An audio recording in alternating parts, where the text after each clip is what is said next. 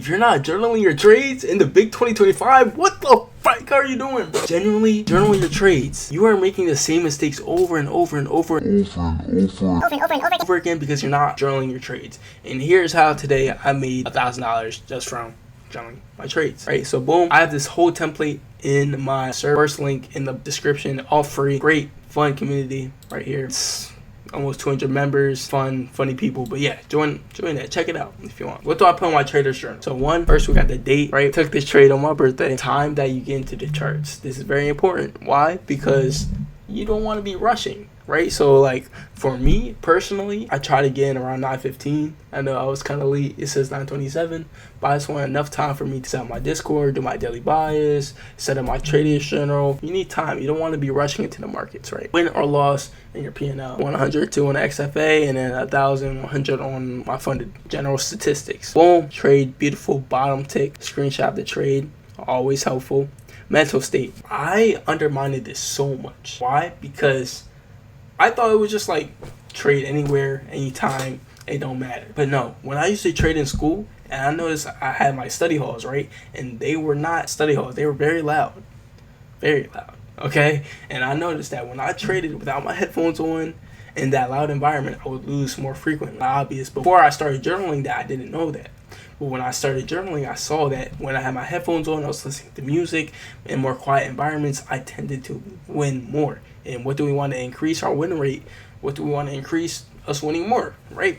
So that is very important, and it's something that a lot of people just undermine. Next, your overall trade. It's like a little blurb on your thought process. I usually write this during my trading, during my daily bias or analysis. In the moment, what am I seeing? Take a quick screenshot, put it down, a little sentence or two during your trade. Like, it's not going to affect, and you're not missing out on price movements when you do this. This is very important, and it helps me so much, even with like back testing, looking back at your journal, seeing your thought process in real time, because that's something that if you're not recording your videos of you trading, this is something that can be very beneficial to you. So what's next? How did you feel when you entered your trade? Were you calm? Were you anxious? Confident? Felt a little risky? It's very important because you will notice that depending on how you felt when you entered a trade, it's usually reflecting upon whether you won or lost. I know it sounds obvious, but again, these are things that you don't really notice or pick up on, tend to miss out on if you're not journaling your trade. So I noticed that when I'm confident, I know that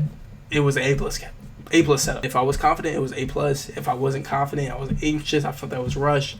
Most likely it wasn't an A+ setup, and most likely I lost that trade. So boom, what's next? How many contracts did you use? Was it appropriate size? Also like risk to reward ratio. This is a good question because I used to struggle with, I've been getting better with it, but I used to struggle with entering contracts. I used to enter contract gradually within my trade, and it just wasn't helping. I would enter in a contract at the start, contract in the middle, contract like nearing the end of the trade. It was just not good risk management because I didn't really understand that those contracts were actual positions, right? Understanding the appropriate amount of contracts to put in helps you a lot, because you also notice that for me personally, I was only putting in like one contract to play if I wasn't confident, and then I would put in like 3 contracts if I was like 100% confident A+ setup. So why not only take those setups that are 3 contracts worth? You know what I'm saying? That's why I put this question there, because I think it's very important when you're looking back and seeing how you can progress as a day trader. What happened before and after the trade, I kind of just use this for back testing purposes.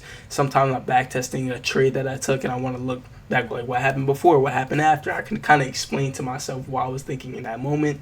It's just real helpful for back testing. Pause of entry. This is probably the most undermined question on this list. I'm sorry, I did not mean to hit the microphone, but this is one of the most undermined questions on this list. Why did you enter? If you do not have prominent cause of entry, you most likely just traded due to confirmation bias or revenge trading or one of those negative habits, right? You want to put exactly why you entered without it being confirmation bias, without you just saying and some bullshit, because if you see this, if you actually can write probable cause of entry in the time like you're taking your trade, or it can even be a little after, that will reflect whether you won or lost. Because if you have a really good, like you have a model that you have great conviction and you have a good cost of entry, then you're going to win that trade. If you don't have a good cost of entry, you're most likely not going to win that trade just because you didn't have a reason to get in. What were the market conditions? This is also a good question to look back on. Why is that? It's because usually when they're like choppy markets, low volatility, I want to aim for that low hanging fruit, right? So I'm not really looking for those, I guess, TP2, TP3, because especially on like No News Monday, which you want to be very careful of because it's very choppy, very low volume. You really shouldn't even be trading. But there, if you have good conviction, you want to only target that low hanging fruit, right? That nearest low hanging fruit. And I noticed that, and I wouldn't notice that journaling my trades, right? Was there any news while you were day trading? News is very important to understand. We want to understand, like, apart from like the colors, the yellow, orange, or red for the news and their impacts, we want to understand what that actual news is and what actual impact that it causes. For example, when we see CPI and PPI news, we know it's going to be crazy high impact, but we see something like opening home sales or like crude oil inventories, there's not as high impact because we already experienced them and we journaled them down. Like, I didn't really start understanding about news until I started journaling down like what news is about to happen and how like the futures market responded to that news, because you won't truly understand every single like named news and how it impacts the market unless you really experience it. I don't think there's anyone teaching like, oh, final wholesale inventories, it's low impact. Like, of course it says it on the yellow folder, but like low impact in what terms? Like, are we still going to take out that drawn liquidity? Are we still going to like push the market at all? Like, how low impact are we talking? But last three, the most important three, you do not want to miss out on this. Please understand my reasoning behind this. Positives, negatives, and how will you do better in your next trade. Start with positives. You always want to pat yourself on the back, reiterate in your head like that these are good things, the good things that you are doing opposed to the bad things. These are the good things that you want to continue to do. Like for this example, I trusted my conviction, which is something I've been working on. Gave my stop loss some breathing room for that volatility buffer, something I've been working on. Identify the worst scenarios of the trade.